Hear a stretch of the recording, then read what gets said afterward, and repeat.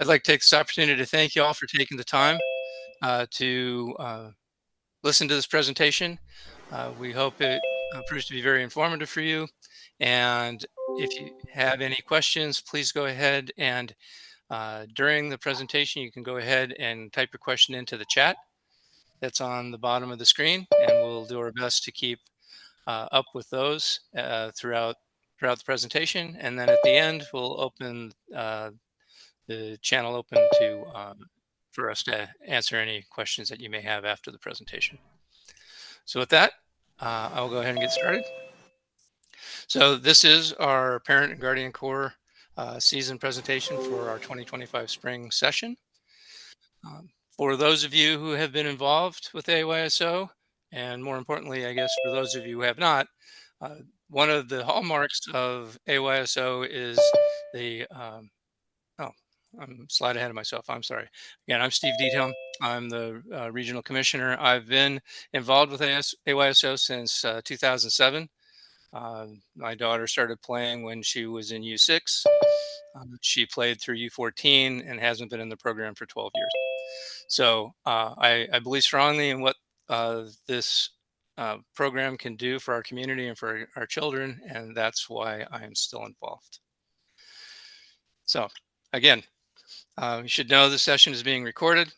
And as I mentioned, if you have any questions, use the chat feature, and we'll try to do our best to answer your questions as we go along. All right, one of the highlights of the AYSO program is it's built upon its vision and its mission. And the vision of AYSO is to provide a world-class youth soccer program that enriches children's lives. That is what we're all here to do, to make this be a good experience for our kids and our players. Our mission is to develop and deliver a quality youth soccer program which promotes fun, family environment based off of the AYSO 6 core philosophies. And as you remain involved with AYSO, there will always be something around the core philosophies that will be part of your exams and what we always look to strive for. And just as a spoiler, if you ever have to question what they are during the presentation, they will always be written on the bottom of the slide. All right. So what are they? Here are the 6. Everyone plays. The concept here at the national level is all children registered or all players registered within AYSO would play at least 50% of the game. Within our region, we've amended that to be 75% or 3/4 play. So that is a focus that we have to make sure that our kids get to play. Balanced teams. So for those of you that participated in the player evaluations, that's one of the things that we use to try to evaluate the skill level of all of the players so that when we go ahead and build the teams in a division, we can make sure that the skill levels across all those teams are comparable so that we have a fun, competitive program for each team being able to compete as equally as they can when they play against each other. Open registration. There's no requirement to live in the community where your region is based. So just because we are Murrieta Temecula, you could live in Hemet, you could live in Corona, and you could come down and you could play in our region. There's no geographic restriction to where you get to play. Positive coaching. It's a hallmark of AYSO. We want to make sure that we're enriching our players' lives and growing them as players and as individuals, and that requires positive coaching. Good sportsmanship. We focus on making sure that win, lose, or draw, we celebrate the player, we celebrate the activities that we've done to get there, and we focus on exhibiting good sportsmanship to our opponents. And then the latest one that was just added in the last 10 years is player development, a focus on our ability to grow our players, our children as players, but also as people. All right, next slide. So just to kind of give an idea of where we fit into the entire ecosystem of AYSO. AYSO is made up of 14 sections. We are in section 1, and those sections are broken up by geography. So Section 1 covers a good portion of Southern California. And within a section, there are a number of areas. We are a member of Area R. And within Area R, there are 8 regions that make up that area. And this is just a listing of some of the sister regions that we have within the area. And then finally, for this section, we talk about the kids zone. This is important. We need to focus and make sure that as parents and coaches and spectators on the sidelines, that we understand and respect that kids are number one. We also want to make sure that we're focusing on fun, not winning is everything. So we want to make sure that the players are having fun when they go out there on the pitch. Another principle here is fans cheer. Only the coaches should be coaching. Here, too many voices coming from the sideline, it becomes confusing for the player and doesn't always follow the direction that the coach is trying to implement with the program that he's building for his team. There's no yelling and anger. Not everything is going to happen on the field the way you would want to see it or think it should happen. But if you need to, step away and cool off for a second. We can't have any yelling and anger on the sideline. No swearing. It's kid-friendly zone. This is for families. We don't want any swearing on the sidelines. There's no alcohol, tobacco, or other controlled substances allowed on our fields. And unfortunately, we have to list that you're not supposed to bring weapons to the field either. We want to leave the fields in a good condition on our sidelines, so please leave no trash behind. We want to set a proper example on our sidelines of good sportsmanship, which ties back to no yelling and anger and cheering in a positive manner. And we want to celebrate our players, win or lose. It's about the journey of learning how to be a player and working with your team. And then we want to respect the volunteer referees. AYSO is a 100% volunteer organization, and without the referees, games can't be played. And the referees are there to support the coaches and the families to make sure that the game can be played in a safe manner. And okay. So the next section is for Carlos Torres, but I don't think he has joined yet, has he? He's here. Yeah, he's here. We got to ask him. I'm here. I'm here, guys. Hey, Steve. Thank you for that. Hey, guys. How you doing? My name is Carlos Torres. I'm the volunteer coordinator here in AYSO, and I'm gonna go over our volunteering system that we have here. Go ahead and click the next slide. So in AYSO, as you know, I've said ad nauseum, I said over and over, we all say, I want you to make sure, those of you who are new, AYSO is a 100% volunteer organization, which means no one in our region, from board members to coaches to referees to people helping out and stuff, ever gets paid. We call it a staff, but really it's a volunteer staff, volunteer wonderful people and stuff, whatever. So we definitely need people in AYSO, parents like yourself, family members, anyone can be a volunteer. It does not matter. All we ask is that you're willing to give. And as long as you're willing to give, we're willing to accept you and accept any support that you give us. What is an AYSO volunteer? Again, it could be a coach, a referee, it could be a board member, it could be a field manager, it could be a treasurer, any position or anything that you're willing to help us out with. It would be awesome and amazing. And again, being a volunteer doesn't mean that you have to offer, hundreds of hours. It's whatever time you can offer is what we're willing to take. Again, a volunteer in AYSO only makes our region stronger. Why do we need volunteers? We need volunteers because without you guys, there's no way we can do this.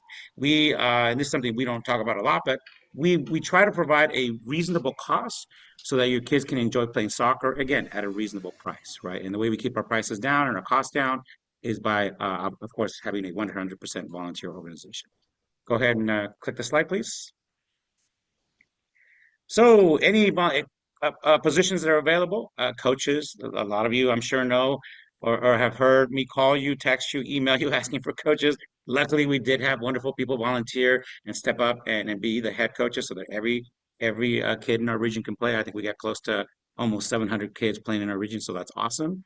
Those coaches are going to need assistant coaches. So those of you who can or think they can, be an assistant coach, that would be awesome. We definitely need referees because, again, everyone in AYSO is a volunteer. No one gets paid.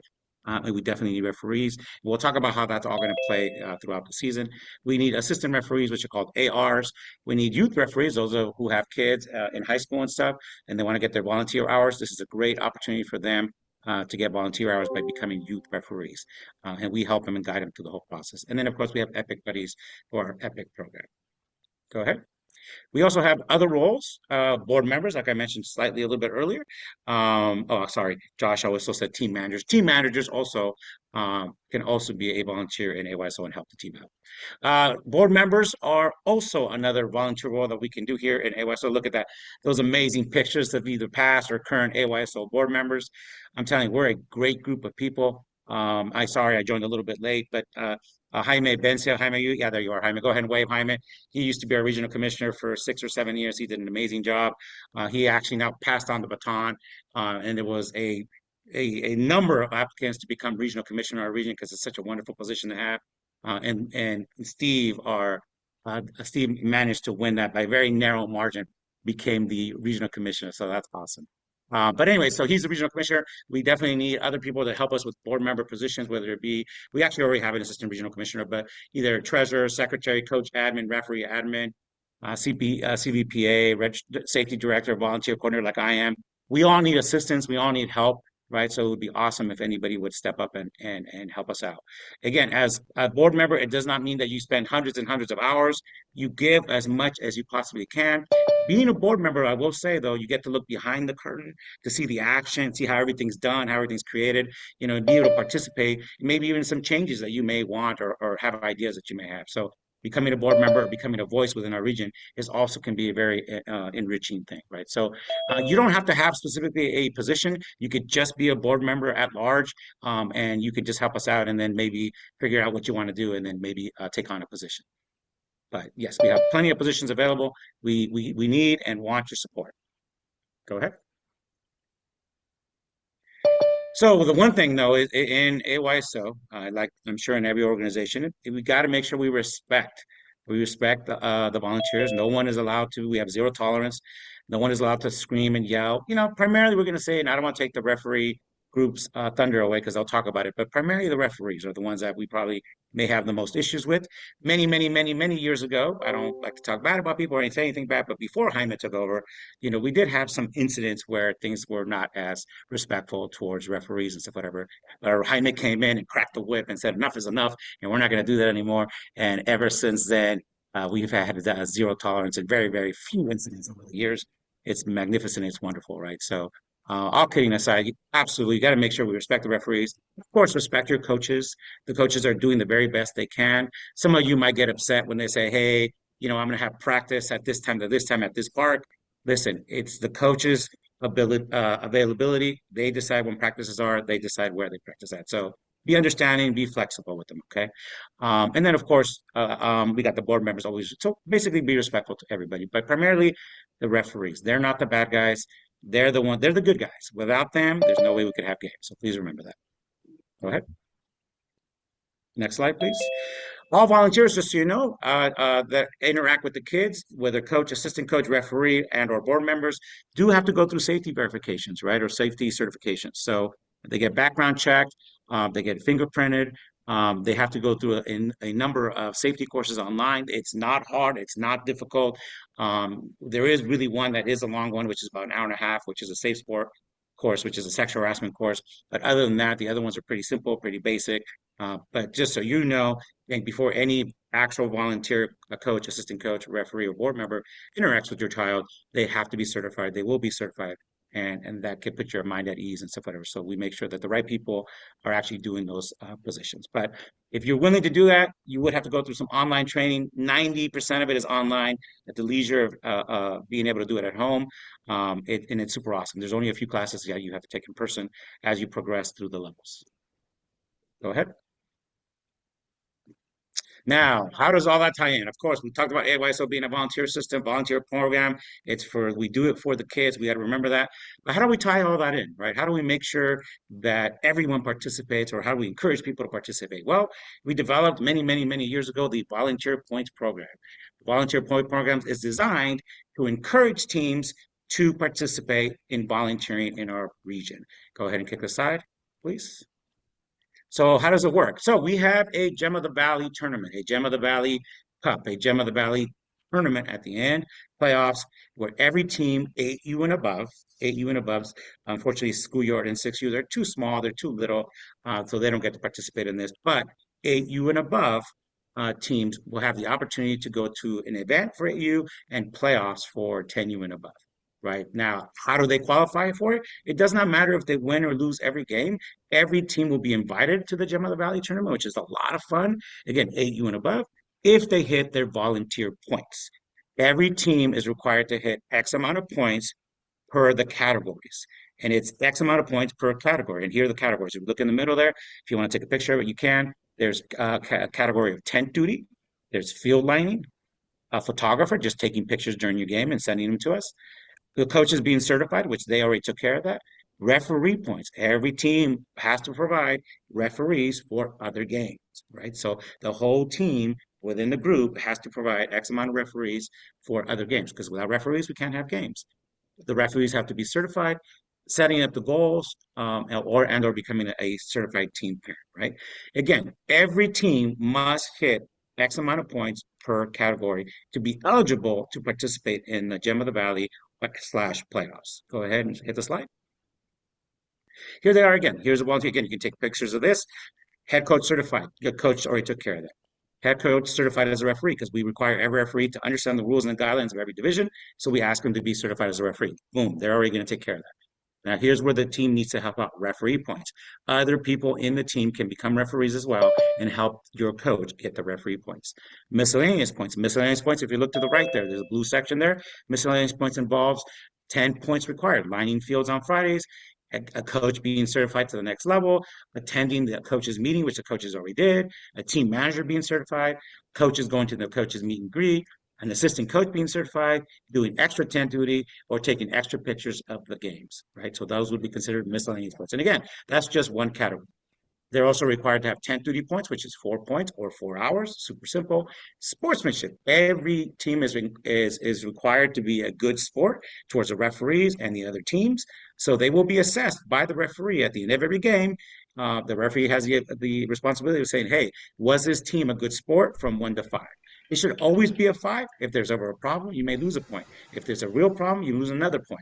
You can only lose 4 points for the year, and if not, you will not be invited to the playoffs, right? So that helps us with the zero tolerance, because teams always want to go to the playoffs, right? So that helps us with that. And then picture points, taking 4 pictures, 4 action shots of the game, and then the pin winner at the end of the game and sending it to us. And then last but not least, the player evals that the coaches will do before the season is over. So that is the volunteer point system. It's super easy. It's not hard. It may seem like a lot, but it really is simple. If you think about it, there's anywhere between 6, if you're in, yeah, 6, 8 players on your team from the lower division 8U to the 16, 19U. There could be 14, 15 players on your team, 14, 15 sets of parents. It's super easy if everybody helps out. Go ahead. There is the spring season guidelines. If you guys want to, it is on our website. I will also email it to you guys. I've already emailed it to your coaches. Your coaches will cover it with you when they have their team meeting. But there it is. If you want to scan it with your phone real quick, you can quickly look at the guidelines. It'll be an introductory page, and then you can scroll to your division, whatever division you're playing in, and it'll tell you the guidelines for each division. Go ahead, click the slide. Next, please. And that is my information there. That's a picture of me. Go back one more, sorry. That is a picture of me. There's my information. If you have any questions, feel free to call me. My phone number's not on there, but you can always email me. I'll always give you my number. I don't have a problem with it. You can call me anytime, ask me any question. I will always answer you. That's it. Thank you, guys.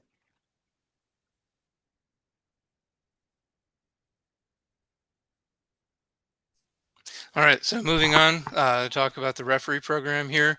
Our referee administrator is Mara Guevara. Unfortunately, he's on business travel this week and could not attend, so I will cover this section for him. AYSO is built on the concept of the AYSO team, which is a triangle that's made up of the coaches, the parents, and the referees. And together, working together in this way, we surround and support the players. And so we're always working towards focus on the players and making this a positive environment uh, for for our players and families. So, what is the role of the referee? I'm sure many people, especially following the NFL, say the a referee is there to give the game to the Kansas City Chiefs. But in reality, the referee is there to enforce the laws of the game, at least in soccer, and to ensure that the game is played in a manner that is safe, fun, and fair. That's why we're out there. That's why I've been doing this for 16, 17 years, is to make sure that the games can be played in that manner. In divisions 8U and above, without a certified referee assigned to that match cannot be played.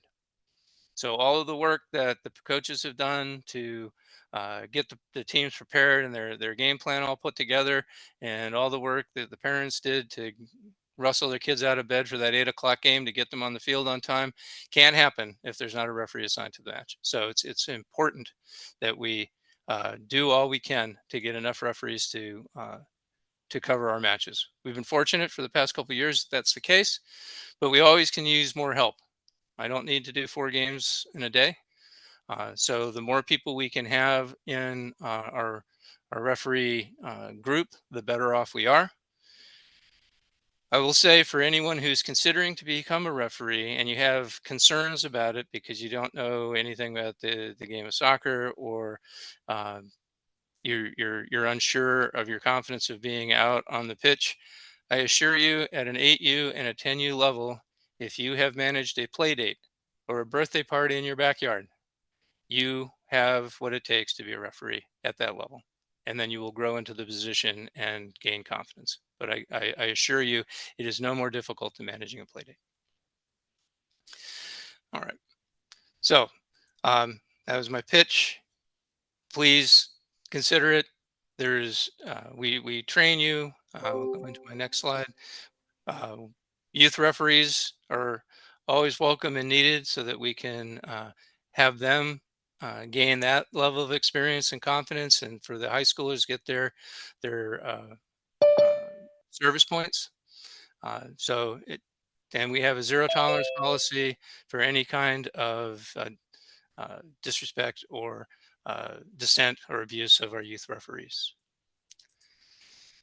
So going back to, if anyone has concerns about being a referee and what am I going to do? I've never done this before. We have a fairly extensive mentoring program here within the region where our senior referees will be with you at the field during your games, work with you, provide you the guidance, and be available to answer questions for you so that you have any concerns about what you're doing. We can help you before the game starts to answer any questions to make sure that you're all good, help you during the match to make sure that you're being able to get your game cards filled out correctly or being positioned correctly as a assistant referee. We're there for you and we'll be working with you as long as you need us to help you to feel comfortable in that role. So please don't don't let, oh, I don't know if I can do this by myself, be the answer. You won't be by yourself. You're not alone. Within this region, the referees take care of our referees. So just an update or a reminder about hair beads and hair adornments.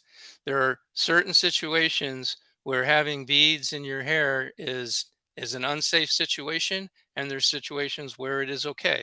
So if I look in the under the clarification area, picture A and C is not allowed because those beads are too far away from the player's head, that those beads have an opportunity to either hurt the player themselves or another player on the field. But as we can see in image B and D, those beads are in their hair, but the beads and the hair are tied up tight against their skull, so that is viewed as acceptable and safe play. So as we can see, the beads at the long end down here on the hair adornment solutions, that's too long, those are dangerous. But if they get tied up and close to the head or tucked into their jersey and don't come out, those are all safe solutions. Along with headbands, uh, the soft scrunchies, those are okay. Anything that's close to the skull is okay, but the large hair clips that stick out and are hard are unsafe and cannot be worn on the field. Hair charms, and I've never seen a hair charm, but I they are considered jewelry. And so if a player wants to put a hair charm into one of their ponytails or their braids, they're not allowed, and it'll have to come off before they can go play. So here's my pitch for us to get additional referees signed up and certified to be a referee within our region. We have a number of courses coming up. Um, so we have a course on February 20th, again on the 24th and the 26th from 5:30 to 7:30. Those will all be at Torrey Pines Fields. And so what would be required here is if you intend to become a referee and want to take this class here, please go to AYSOU. So sign into our region and then go to AYSOU and then register, go into the online training, and you'll see a class for the regional referee. Take that class. It's 9 modules and an exam at the end that teach you the basics of the laws of the game and some mechanics, and then we'll come and finalize your certification of one of these 3 classes. So I certainly hope that you all consider it and look to come out and be a referee. Before the season starts, we'll have a referee refresher class for all of our returning referees. Still working out the date on that, but that will be in the next couple weeks. And here's a picture of our referee administrator, Mauro Guevara.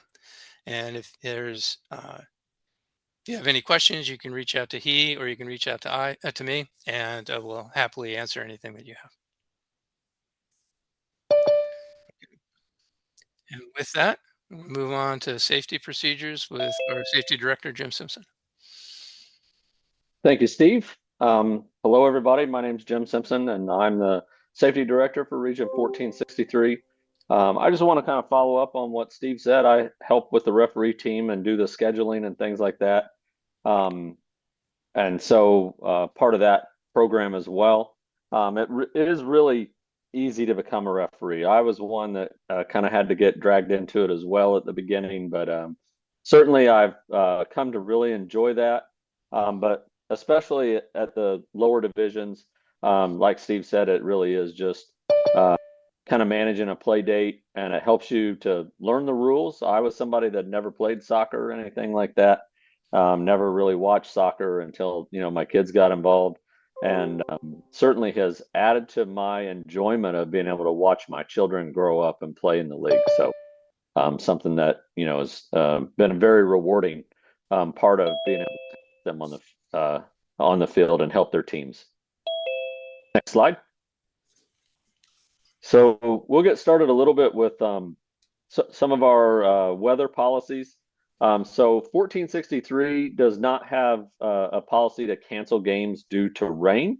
But one thing that really limits us occasionally is that the city of Murrieta usually with any kind of rainfall closes the field. So that kind of ties our hands to being able to play. So sometimes the parents will say, hey, it's barely raining or anything like that. But the city does a good job of keeping the parks in really good shape and the fields that we use. And whenever the fields get wet, when the kids are out there wearing their cleats, it really does tear it up during that wet weather time. So Murrieta closes the fields whenever it does rain. If we have games or practices get canceled, your coaches will notify you. We also are very quick to update our social media pages whenever we make that decision and send out emails. So make sure that you have you don't have a throwaway email as what you're using for your communication from AYSO. Make sure that you're following us on our social media channels. Our social media director here is a awesome guy that puts out a lot of great posts, and I think as our social media feeds are one of the envies of many of the other regions and how well it's done. So we really appreciate Jaime and how he adds to that as well.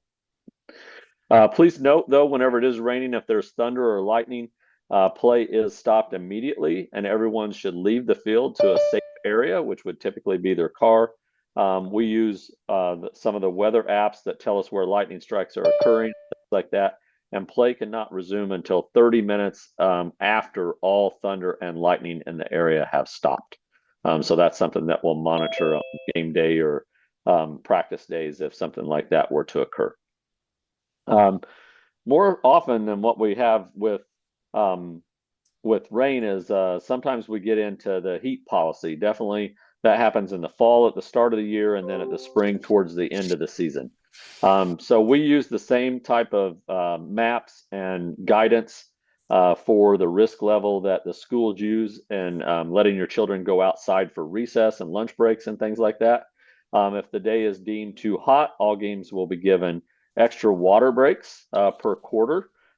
Keep in mind that it doesn't add time to the game. We have to like work those in. We're on a pretty tight schedule, but we do give extra water breaks during the days where it's really hot. If it does get to a point of some heat levels, we have had to occasionally cancel games or move them to later in the day whenever the heat starts to break or things like that, or move them to evenings later in the week. So we try to accommodate and get all the schedules in, but occasionally there are some problems with the heat. If makeups date do become available, we will notify you of that, and hopefully we don't have to cancel any games fully. Next slide. So some safety notes to keep in mind whenever you're at practice with your children. Non-registered siblings or volunteers cannot participate in practices or games at all. So a sibling cannot help during practice unless they're registered into the region, either as a volunteer or potentially as a player in a different division. But if they're in a different division, they cannot scrimmage and play in that. They can help in other ways as far as shagging balls, helping with cones, things like that, but they can't play in that practice with that. Under no circumstances should adults play in scrimmages or games. So please keep that in mind. That includes playing games with other adults or minors, including the coaches. Very rarely, this isn't something that has happened really too often over the last 6-7 years in our region, but if we did not have an assistant referee to be on the sideline to help the center referee, we may ask for a parent to volunteer as a club linesman. If you do decide to do that, if you have some experience playing soccer or refereeing or anything like that, and you volunteer to be a club linesman in one of those situations, please keep in mind that you're not covered by our insurance policy. So if you were to be injured, that would be something that you would be responsible for. Parents, whenever you're coming to practices and bringing your children to practices for age level 10U and under, there can be no drop-offs at practice. So you need to remain at the field with your children during all practices and games. Or you can obviously you can have another family member be there that's an adult or things like that. But somebody that's responsible for that child must remain at the field for ages 10U and under. If you have any concerns about anything with your child or anything that's going on, please feel free to discuss that concern with your coaches or with the region. If you feel like it's something you can't go to your coach for because it's something a little more private or embarrassing or whatever, please reach out to us. You can reach out to me as the safety director. You can reach out to the division coordinator for your division. We'll give you some more information on that a little bit later. You can reach out to any of the board members, really, and we will try to help find a solution for you, whether that's learning disabilities, or whatever it is that's happening, and we can, try to intervene and find a good resolution and solution for you. This region's very good about trying to resolve all those problems or issues that may come up.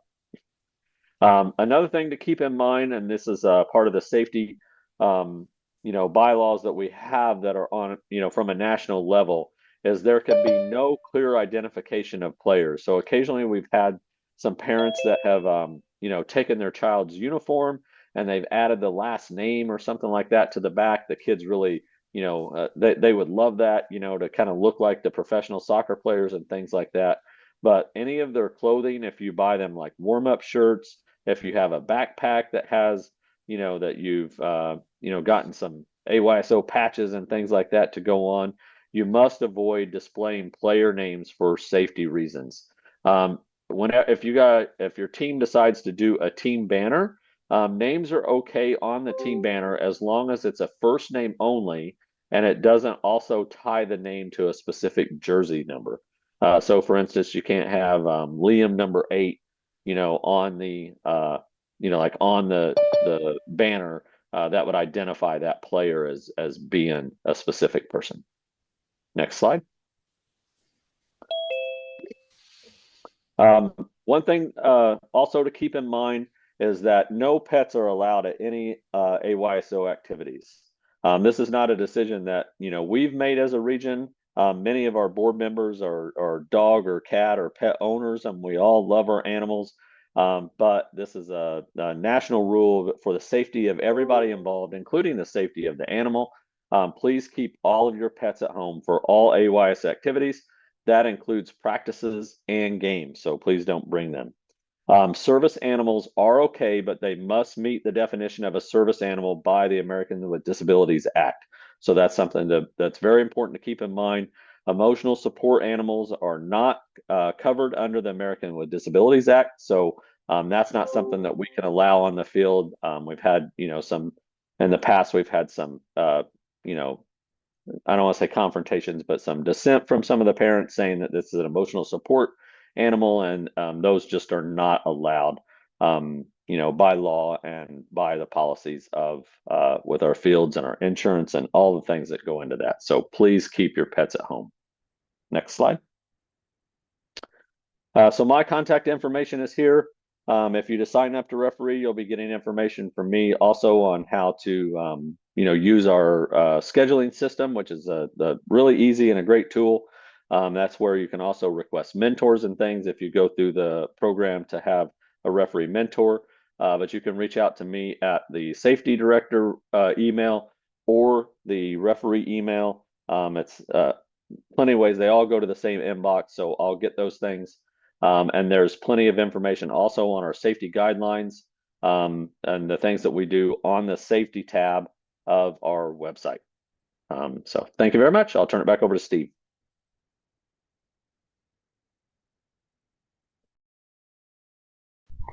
You might be muted, Steve. Yes, I am. Thank you for that. I have a very rambunctious black lab who likes to bark at the front door, so I try to keep myself on mute so when anyone shows up. All right, so just some general information for newer parents. Size of soccer balls you'll want to consider for your schoolyard through 8U. They play with a size 3 ball. 10U through 12U is size 4, and 14U and above is size 5. All players at practice and during the games must wear shin guards that are completely covered by socks. There's no exception. If they don't have shin guards, they don't play. Cleats are not required, but they are highly recommended. But if you don't have cleats for your child, they need to be safe, closed-toe athletic shoes. There will be captain's armbands.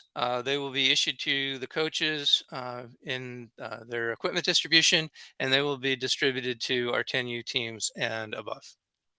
Oops, I'm sorry. Certain things that are just not allowed. Jewelry. Jewelry is not allowed. We mentioned that with the hair charms. That also applies to earrings, watches, necklaces, nose rings, tongue rings. We can't wear jewelry. Medical alert bracelets aren't really jewelry, but they fall into that category, and they're acceptable as long as they are taped to the wrist with the medical information exposed. The reason it needs to be taped to the wrist is it's loose fitting, and so a player could get a finger or something like that caught in there and causing injury to both the player wearing the medical bracelet or the player that got caught in it. So please, no jewelry. Not allowed to wear sunglasses when you play unless they're prescription sunglasses, and then those will be allowed. In the unfortunate event that a player has to wear a cast or a splint, they can't play even if they're padded. Soft braces are okay for knees, wrists, and elbows, but they can't have any hard splints in them. No baseball caps can be worn, or hats with hard bills can be worn by players. Soft knit caps are okay. There's no issue there. And so parents on the sidelines, please, no noisemakers on the sidelines or radios or anything like that. All right, parking. Well, start with the games. All of our games in the spring season for home games for us will be at our fields at Warm Springs Middle School. Our primary parking now is at the Warm Springs Middle School parking area. We have secondary parking over by the baseball field in Torrey Pines Park. And please note that there is no parking allowed on Silver Oaks Drive. And so if you're going to park on the street, you can park on Torrey Pines Road going down towards Margarita, or park up here in Warm Springs Middle School parking lot. All of our practices are not at Torrey Pines Park. There are a number of other schools and smaller parks throughout the Marietta area that are available to us through the city to have our practices. Your coach will make the determination as to the date and time and the location of those practices, and we'll communicate that to you. We're in the process of building that schedule right now. If you have any other interest on where these parks are, there's a list of the parks and their addresses, and they're all available on our website. And one last thing I want to say about parking: if people are going to park or need to park in our secondary parking location, the first two slots next to the gate are not, we block them off for emergency vehicle access. God forbid one of our player gets hurt and we need to get an EMT vehicle out on the field, and someone like this with a pickup truck is parked in that spot blocking the EMT from getting in there. That's not going to be a good thing. So please, if you're going to end up in the secondary lot, don't move the cones and park your car there. We need that access so we can make sure things stay safe for our players. For our seating, for all of our extra teams and our upper division teams, all parents and spectators must sit to the left of the technical area where their coaches are standing. So, and you, as a parent or a spectator, you're not allowed to sit behind the technical area. You need to be to the left, and it lines up with the center line. So you need to be left of the edge of the center circle. You're also not allowed to be a spectator behind the goal. Standing away and taking a few pictures is okay, but you can't stand there for the entire game. All right. Carlos mentioned this earlier. We do have the event that happens at the end of our season. Currently, that is scheduled for May 17th and 18th. Day one will feature our elimination rounds for 10U to 14U, and day two will be the championship games. And Carlos has already discussed what it takes to become eligible for that. And so it's a fun experience, and looking forward to having this take place again this year. We will also continue the practice of issuing pins at the end of a match. So in the U6 division, we ask the coaches to make sure that each player gets a pin during the season. 8U and above, the teams select a player on the other team that is deserving of the pin that week. And so it is possible for a player to receive multiple pins, and that is okay. That player has then earned that pin. For our schoolyard parents, the pin program does not extend down to the schoolyard division. It was attempted at one point, and the age of the kids, it didn't work out that one player got something and the others didn't. It caused a lot of anguish for the non-receiving player, and so we've stopped that, and it starts at the 6U level. So some upcoming events. You will be getting contact from your coach, hopefully in the next day. If not, you'll have the opportunity to meet them on Saturday, the 8th, at our player meet and greet. And I have a slide a little further on with some additional information on that. But I certainly would recommend that you come to that so you can meet your coach, meet your other families that will be with you on the sidelines. It's a good event, and I hope to see you all there. Our practices are going to begin on February 17th, so a week from Monday. And your coach is selecting the dates and times and the fields that you use, and that will be communicated to you. Uniform distribution, late update. We will be distributing uniforms to the coaches at the meet and greet. So your coach will have your uniforms on Saturday. They will make arrangements with their teams for the distribution of that uniform. We do recommend to the teams to make sure that all players are at that practice when the uniforms are being distributed, and they line the players up from smallest to tallest and issue the uniforms that way, because our uniform with the smallest number is generally the smallest uniform, and the largest number is the largest uniform. So it fits the players better if we distribute them that way. Our pitcher day is going to be Sunday, February 23rd. It will be at Torrey Pines Fields, or Warm Springs Middle School Fields. The schedule is going to be released shortly. So please plan to be there at your time to get your pictures taken. There's no need to have a banner available at pictures. It's all going to be individual pictures, and then it will be formed in group picture by the photographer. Our game schedule is in process of being developed. Now that our teams are formed, we can go ahead and build out our schedule.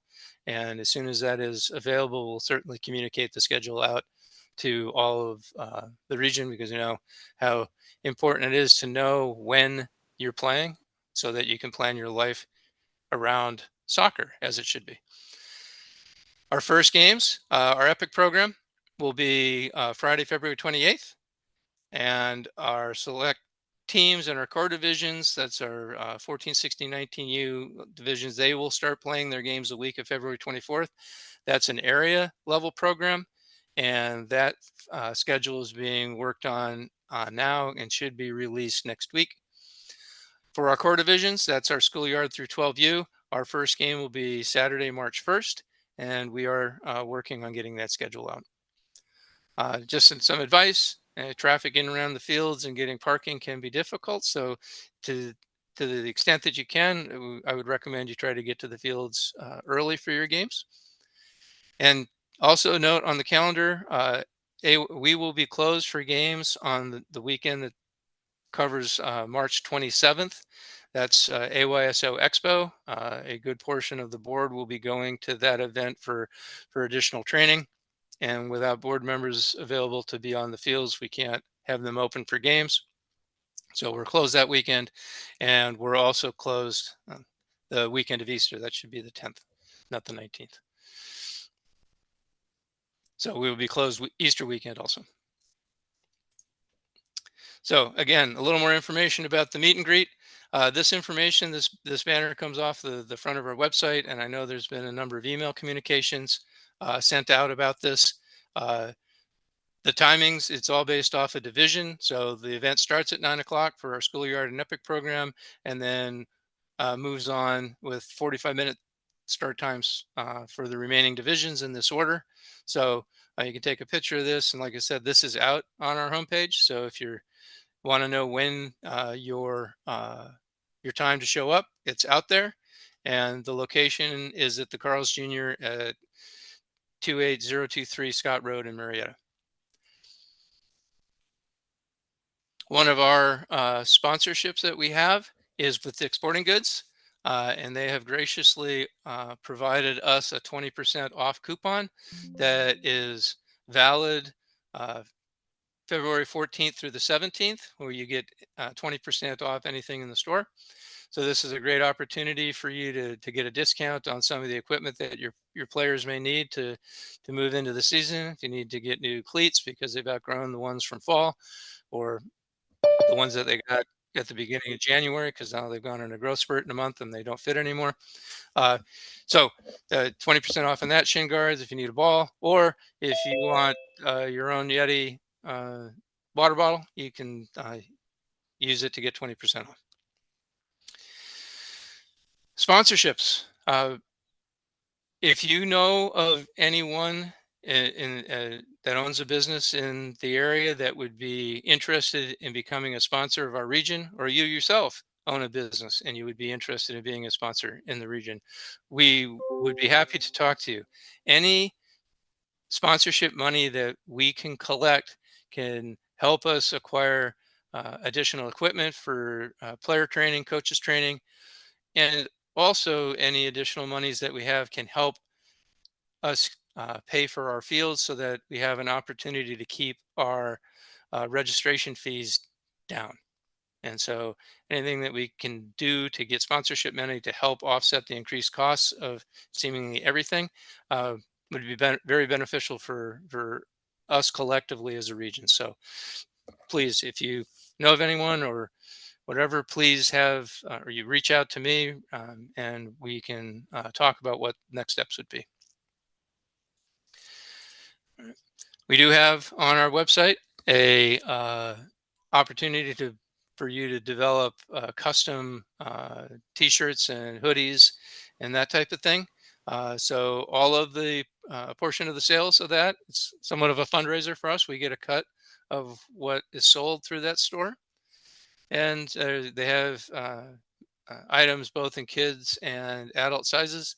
But just a note, it does take a while for those clothing items to be produced because they are made one at a time off of the customization, and then it takes time to ship it to you. So just be aware it takes about 2 or so weeks for you to get your order should you place one.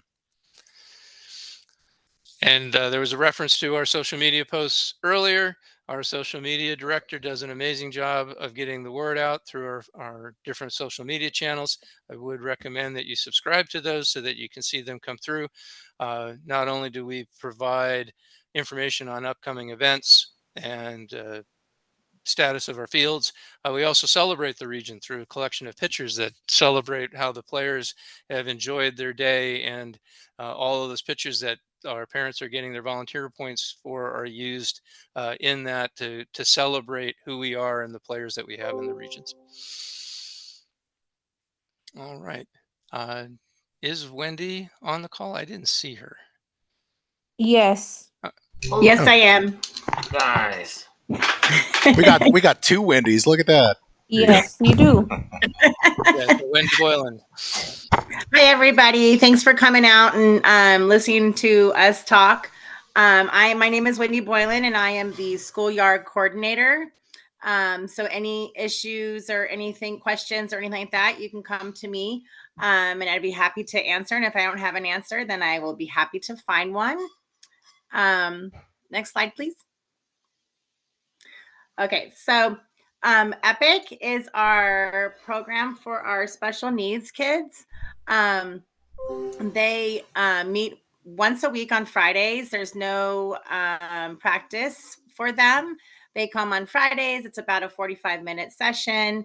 They do a little skill training, I guess you could say, and then they have a little scrimmage amongst themselves. That starts on February 28th and it ends on May 2nd. The session time is 4:30 to 5:15. They do use a size 5 ball, so they will need that. All sessions are at Torrey Pines. They don't need cleats, but as we've said before, every player has to have shin guards. So please make sure that they do come with shin guards. Shauna is the coordinator for that. And she is always looking for help, with our buddies. Everyone gets a buddies. So she's always looking for help. So if anyone knows anyone that would like to, for instance, a high school student who might need some of those volunteer volunteer hours, this is a great way for them to get those.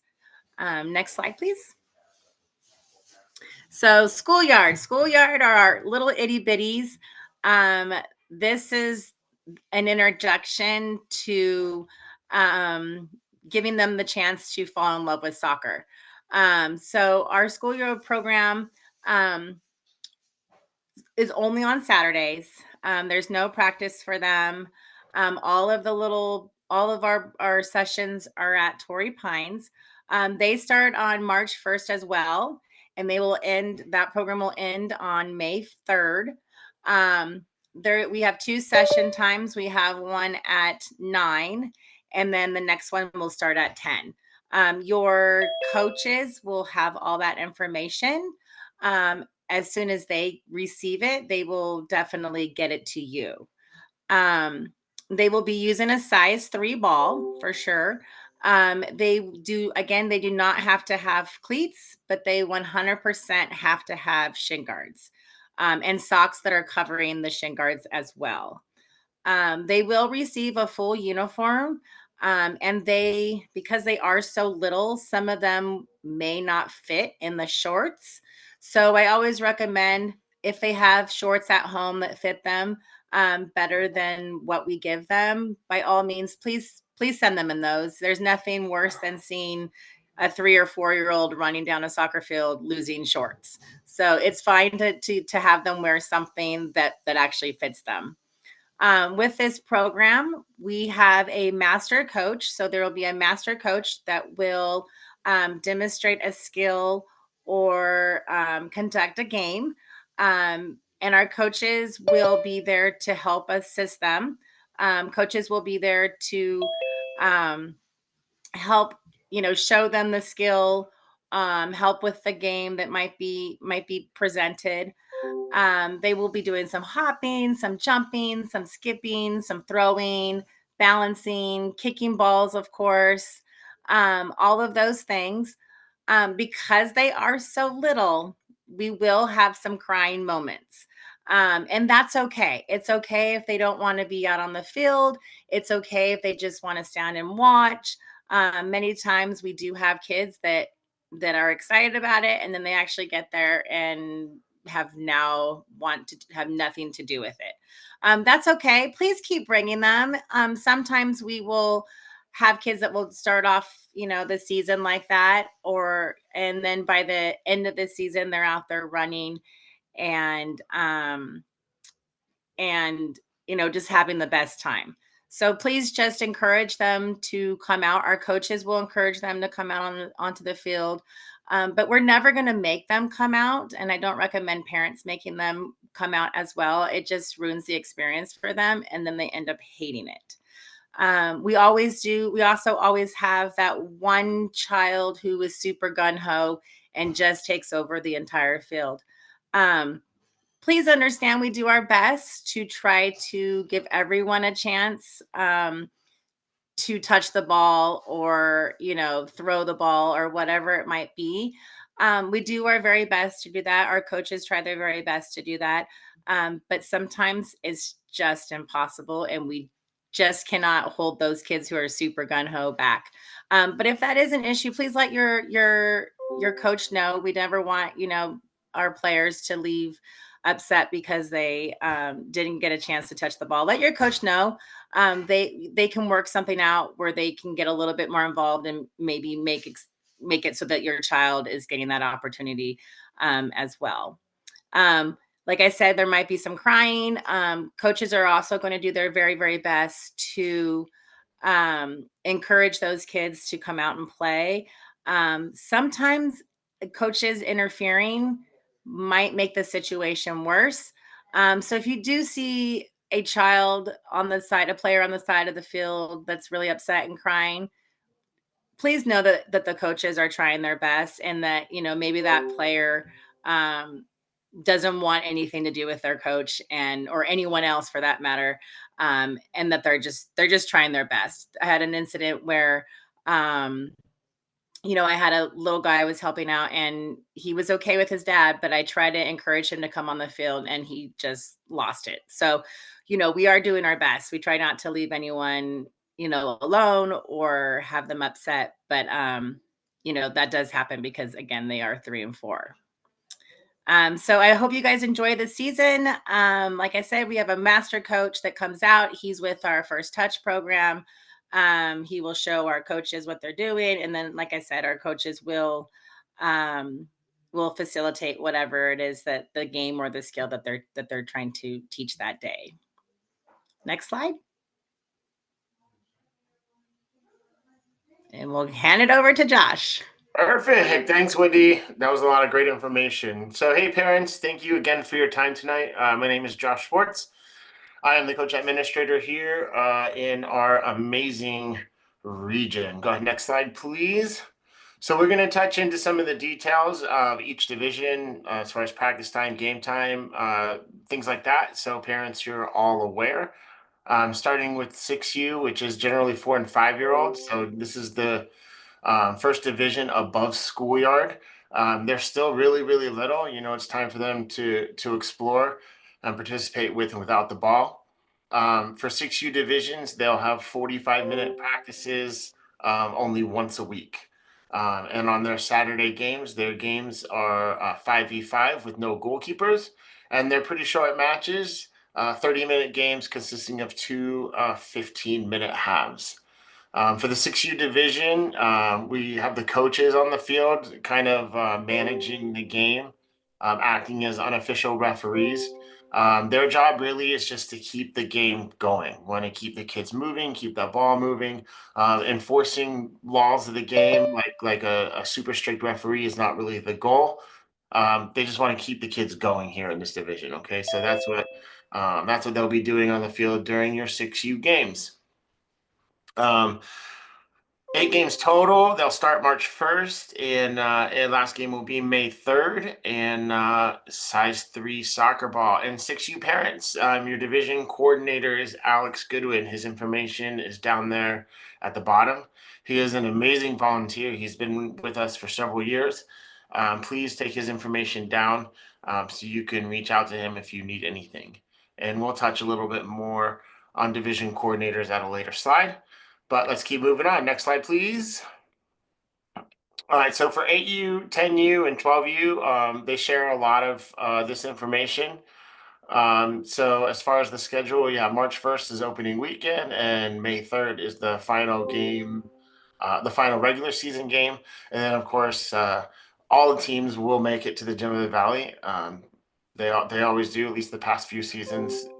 We haven't had any teams not make it to the tournament, so that's great.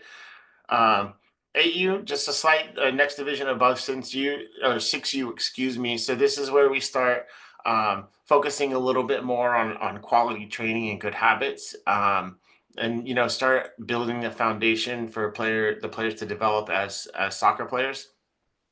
At the same time, it prioritizes age appropriate. They are still kids. A lot of the drills and things that happen during practice are very game oriented. They're made to be fun by the coaches while still kind of having the players learn the soccer skills and good training.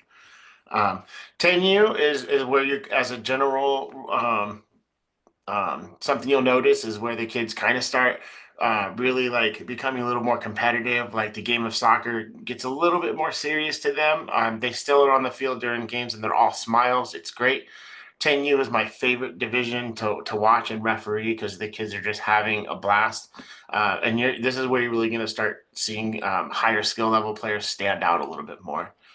And then 12U, obviously right after 10U, and this is where you're going to continue to develop those players, and soccer skills are going to grow, obviously in a fun environment. So next slide. So real quick details on 8U. You get 2 hours a week, so 2 practices, 1 hour each. Their games are 40 minutes, consisting of 2 20-minute halves. 6v6 during the match, and no goalkeepers also, and no offsides. Or no offside, excuse me. And this is the first age where you do have to have a certified referee, as Steve mentioned earlier. Okay. This is a great opportunity for youth referees too, to kind of get their feet wet and start getting some experience, and wearing that yellow jersey in the middle of a game. Size 3 balls for 8U division. And once again, on the bottom right, we have another amazing volunteer as your 8U division coordinator, Miss Liz Kirk. Please write down her information, so you have that, and easily accessible. Next slide, please. Perfect. And 8U, something we added a few seasons ago, was the build outline. Parents, this is important for you to understand what this is and how it affects gameplay. The idea behind it is it really promotes playing the ball out of the backfield with a less pressured setting. So instead of having one player that can kick the ball from one end of the field to the other, that's not really teaching anybody anything. So the idea is to have the team start with the ball on their side, close to their goal, and build the play forward towards the other goal and hopefully score. Right, that's the intention behind this build out line. There is a video that explains it very, very clearly. It's a super short video. Um, Make sure you find this video on our website, and I'm sure it'll be sent out in a future region email. Take the time and watch the video so all of you watching the game understand what's going on. Super, super important. Okay. Next slide. Perfect. Going on to 10U division. Okay, same thing with practices, 2 hours a week. A little bit longer games, 2 25-minute halves, and it's a 7v7 match. And this is the first division where we now do have goalkeepers. Keep in mind, parents, that in the 10U division, if your player is a goalkeeper, they cannot play more than 2 quarters per game in the goal. Okay, so they need to have some time in the goal and some time on the field. This is also the first division where the offside law is now in effect. It also has a build out line, just like the 8U fields do. But this build out line is also used to enforce the offside law. Okay. And you get a full referee crew with all matches 10U above. So 1 center referee and 2 assistant referees, running down the touch line. And this is the first division where you upgrade your soccer ball to a size 4. And again, at the bottom right, 10U division coordinator, another amazing volunteer who's going to be with us for decades and decades to come, Mr. Kellen Call. His email is down there. So 10U parents, please write down his information. All right, next slide. All right, so this is that same slide of the build out line. And then there's an offside video also, that all 10U parents should watch. Like I said, we'll try and get this sent out in a region email soon, but all of these videos are on our website. Please take a few minutes, watch these videos, understand what a build out line is, understand how the offside law works. Generally, the biggest misunderstandings we get from parents and even coaches is they don't really understand the offside law and how it works. And so they get mad because they think the wrong call is being made, or maybe a call isn't being made they think should be made, when most of the time the fact is we just don't understand the law. Okay, so educate yourselves. It'll ease everyone's minds, and it'll help everything just go a little bit smoother. Okay, next slide. Perfect. 12U division. Okay, 2 hours a week for practices. A little bit longer games, 2 30-minute halves, and a 9v9 matchup. Okay, this is where you start teaching and encouraging positions. And with the 12U division, the goalkeepers cannot play more than 3 quarters as a goalkeeper. But parents, keep in mind, if your player is 3 quarters in the goal, they have to play a 4th quarter on the field. So they're not just going to be in the goal for all 3 quarters and that's all they get to play. Keep in mind that that situation is very, very uncommon due to our region's 75% play rule. No player can sit twice before everyone has sat once. So due to the number of players on every coach's roster, there will be very, very rare instances where any player can play all 4 quarters. So just keep that in mind, the goalkeeper restrictions for 12U. And no headers for 12U and below. In the event the ball hits a player's head, the referee will decide if it was intentional or not. And then if he decides it was intentional, indirect free kick will be awarded to the other team. If it was accidental, it will be a drop ball to the other team. And 12U division, just like 10U, also uses a size 4 ball. And at the bottom right, Mr. Ernie Noble, another amazing volunteer that we have, is your 12U division coordinator. So 12U parents, please write down that information so you can get a hold of Ernie at will. All right, perfect. Next slide. Okay, first touch soccer. So this is great information for all of you parents. Um, we brought first touch soccer along to really kind of boost and help our coaches and our coach program throughout the season. The idea is coaches can sign up for first touch soccer sessions, and what'll happen is they'll meet up with this professional first touch soccer coach, and they'll work with your coaches and your players to run a practice session. Okay, so their goal is to really educate and teach coaches to make them better, and also they're going to obviously run a great practice session for your players at the same time. So if your coach signs up for this first touch soccer coach training, it basically is in lieu of or in addition to an actual regular practice. Okay, so that'll be something that your coaches do as a team. Okay, one thing First Touch Soccer is also doing is they're on Thursdays, they're doing what we call player skills clinics. So on Thursdays, they're going to have 3 time slots cut out, separated by age group. And there'll be a topic or a theme each Thursday on what they're going to work on, whether it be, dribbling or ball control or defensive tactics or whatever the case may be, right?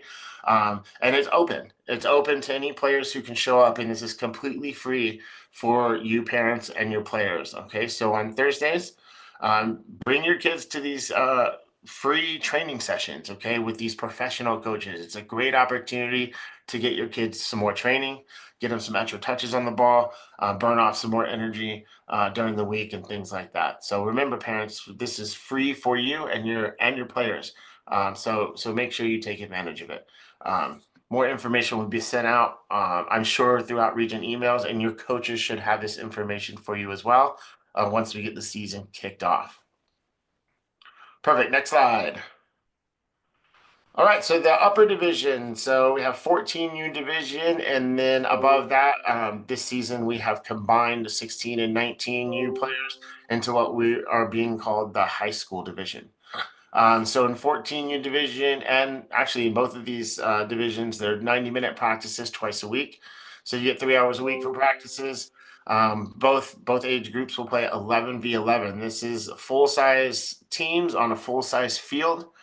And some of the points for 14U, this is where players can actually start playing primary positions. If you have a defender, then that's what they are. It's okay for them to just be a defender every game this season. Okay, there are no goalkeeper restrictions as far as being in the goal. Same thing applies though, considering the playing time requirements. Likely you won't have any players playing all 4 quarters during any of these games. And finally, 14U and up, headers are allowed. In the event, sometimes it happens where it says unless a 12UH player, sometimes some of our younger players are just really skilled and they're able to play and compete at a higher age group. Sometimes that happens. And so in the instance, if you do have a 12UH player playing up in the 14U division, that specific player is still not allowed to use headers during the match or during practices. Okay. And for 14U, substitutions are allowed during quarter break, halftime, and injuries. So the big difference from 14U in the high school division is in the high school division is what we call free stubs. So at any stoppage of play with permission from the referee, coaches can substitute out and in as many players as they want, as often as they want, again, with the referee's permission. And the game is played in 2 full halves. There are no quarter breaks in the high school division. Perfect. And the schedule is off to the right for the upper divisions. Still being finalized, just like the regular game schedule. And the winners of these divisions will go to interleague playoffs and hopefully into the finals. Okay. So that's it for the upper divisions. Next slide. Perfect. Parents. Okay, so if you are playing that early game on your field, the first game of the day on your specific field on Saturdays, we need you guys to go out there and help us with this. Omar and our other volunteers do a great job getting all the equipment and goals and corner flags set up on Friday, the day before game day. But we always want to check before we throw our players out there that everything is still safe. So parents and coaches and everybody work together, walk the whole field, make sure you don't find anything unsafe, make sure the sandbags on the goal, like you see on the bottom right, are placed properly on the net. We're looking for any potential gopher holes, maybe ant hills, divots, really anything that can be unsafe before we let our kids go out there and start having fun. Okay, so that's if you're the first game of the day on that specific field. And if you are the last game of the day on your specific field, then what we'll do is ask you to help bring all the equipment down. So we got to put the goals away, all the other equipment away, pick up trash, all the corner flags and things like that. Generally, what will happen is one team will pick one side of the field and take everything down, and the other team will take care of the other side of the field. It only takes a few minutes, especially if everyone works together. That way, when we leave the park, everything is nice and great, just like we walked into it. Perfect. Next slide. The Mojo Team app. So parents, expect your coaches to ask you to download this app. We are telling all of our coaches to use this app for the season to communicate with the team. Okay, so this is a normal sports app, like you may or may not have used several other different ones in the past. Mojo is, in my opinion, the best one around by a long shot. So we're having all of our coaches use the Mojo app. Okay, you can do everything you can. You can communicate, control rosters, set practice schedules. You can send training videos to your players and to the parents so they know what we're going to do at practice. So many features. I don't have time to go into them right now, but expect your coaches to ask you to download this app, and that will most likely be the primary means of communication for your team. You can send messages, you can receive messages, all of those things. If you have questions about your team or your schedule, go through the app. Perfect. Next slide. One last thing, just so everyone knows, there's no charge for the app. The app is absolutely free. So. Oh, good point. Thank you, Steve. Yes, I get that. I've actually had a few of those questions because pop-ups are going to come and say, "Hey, you want to subscribe to our premium? It's this X amount of dollars or whatever." You certainly can do that, but you definitely do not have to. So just close that little banner where they're trying to get you to upsell you really and spend money if you're not interested, and just use the free portions, and that should be more than sufficient for your needs as a parent. Perfect. Thank you, Steve. Once again, division coordinators, okay? That's an amazing list. That's an all-star squad of volunteers right there. So parents, take this information down, please, if you haven't already, okay? Get to know your division coordinators. Right, it says in the bottom in yellow, they're a great resource for you as parents to communicate if you have any questions or concerns.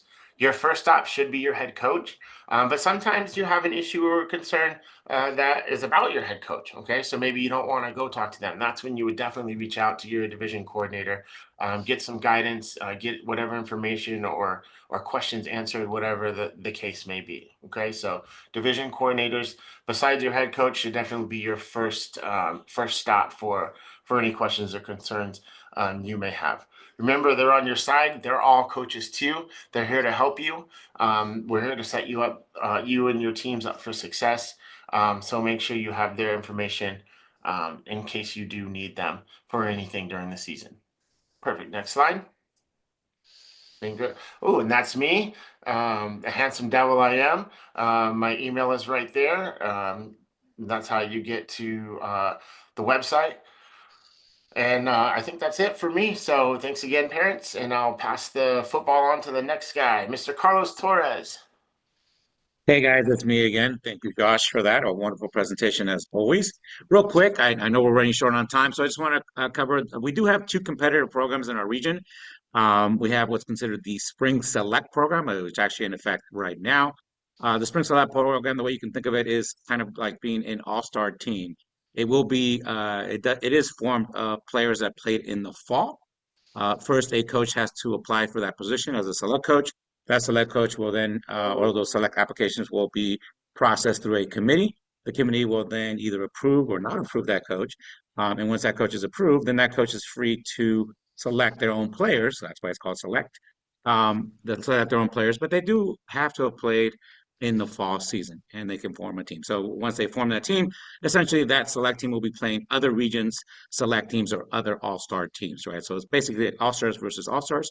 It is a super competitive program where a kid is expected to love soccer, not just like soccer, because again, it is very competitive. Um, that all happens after the end of the fall season. So, for example, after the end of this fall season, we started that process, selected the coach or approved the coaches, and then formed the select team. So, again, something to look forward to next season, not next season, but next year. So, at the end of fall season this year, look, or before the end of the fall season, look out for that. We will be having select teams. Move on to the next slide. So the secondary program, we have competitive program. It's another level. This is super competitive level. So there's select team, which is like all-star teams, and then there's the extra level. The extra program is similar to club level soccer, but at an AYSO price. So it is a fraction of the cost of what you would pay for a club team. Club teams range anywhere from a couple $1,000s to an astronomical number, right? So in AYSO, it is a fraction of the cost. We're talking a quarter of the cost to be able to participate in the program.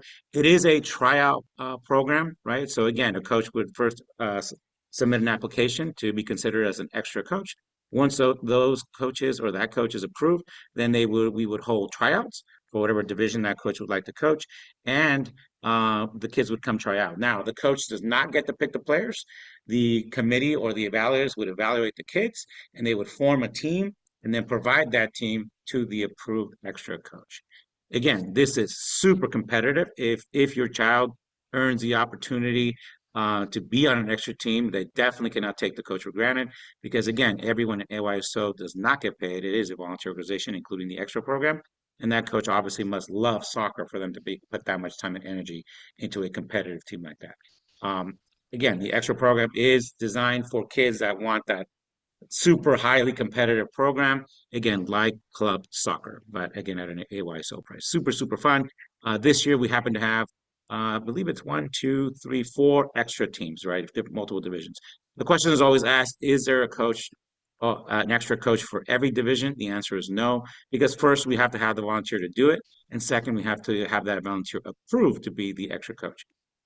So unfortunately, or fortunately, the way you want to look, any way you want to look at it, not every coach that applied is approved because we got to make sure it's the right person for the right division that represents AYSO 1463 in a good manner. Because it's no matter what, even though it's competitive, it has to be positive coaching, it has to be player development, all the tenets that we have in AYSO.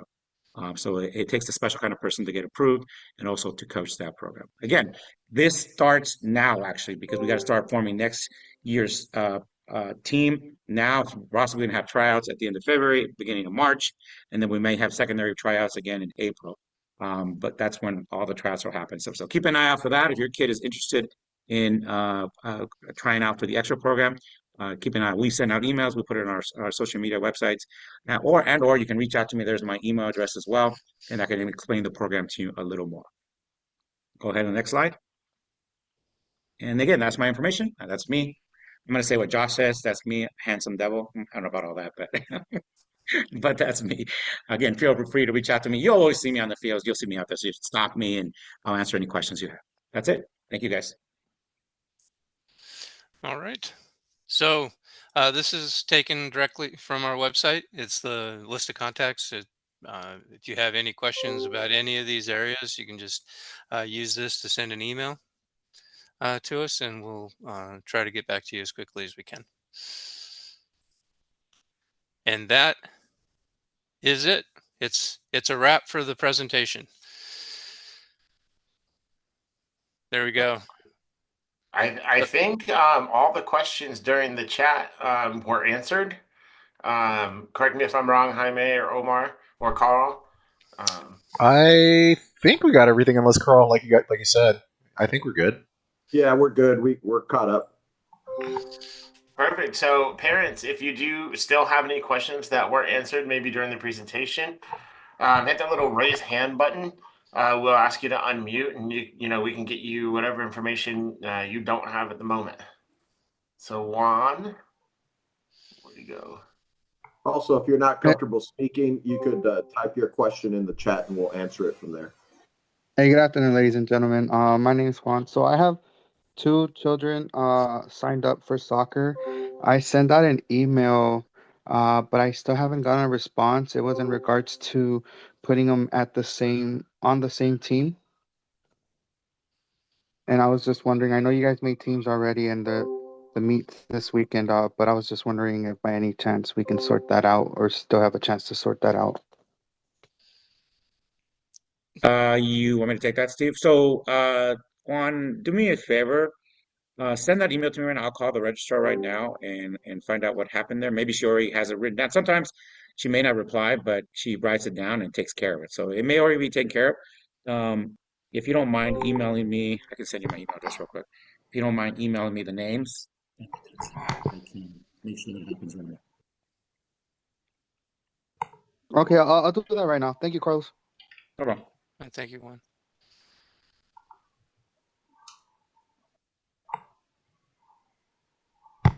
Is there anything else?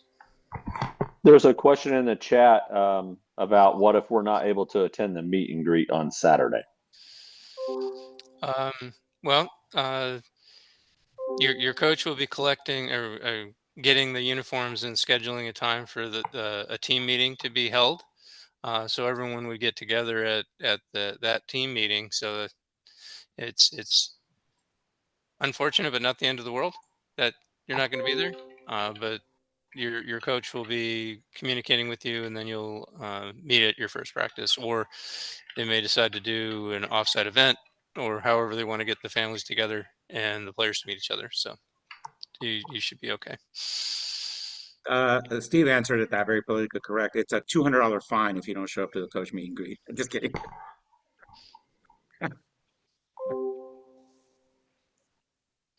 We'll just use that as a donation to Yeah, $200 donation to AYSO if you don't show up. It goes in the coach budget, straight to the coach budget. There we go. So there were a few other questions too.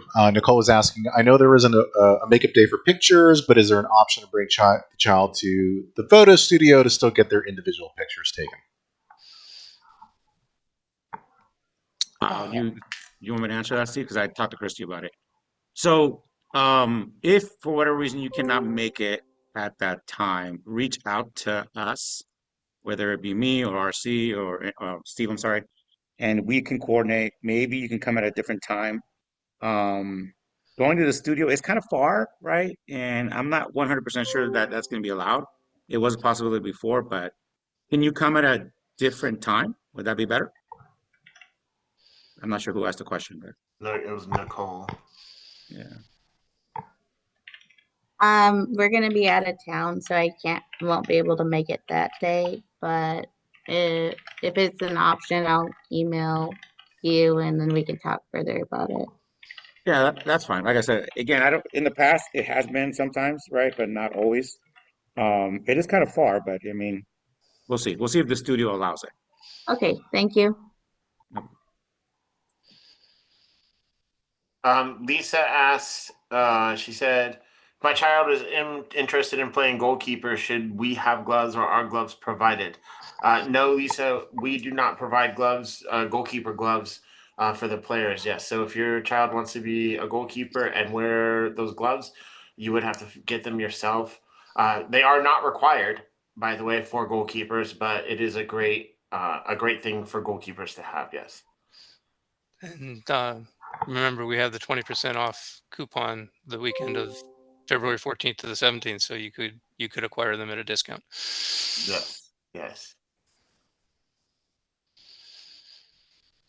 So Dan is saying the website doesn't appear to say, but where is the meet and greet located? Dan, I think we're going to have a chat, Dan.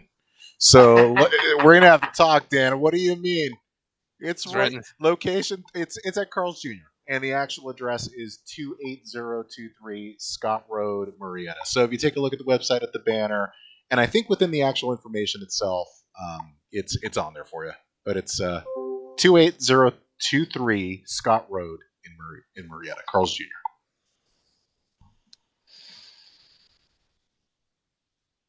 Great questions. Anything else, parents? Any other questions?